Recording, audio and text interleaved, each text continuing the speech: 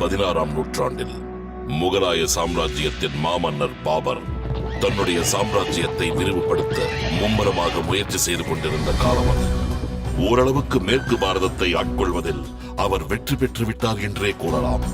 இருப்பினும் தெற்கு பாரதத்தில் ஒரு ராஜ்யம் சுதந்திரமாகவும் சுபிட்சமாகவும் இருந்து கொண்டிருந்தது. அதுதான் விஜயநகரம்.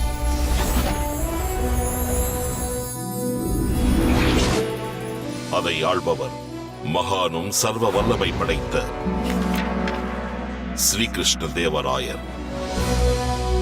தர்மத்தையும் நீதியையும் நிலைநாட்டுபவராகவும் கலைகள் மீது அபார நேசம் கொண்டவராகவும் திகழ்ந்தார். இந்த ராஜ்யத்தின் உயிராக கருதப்படுபவர் மந்திரி திம்மரசு.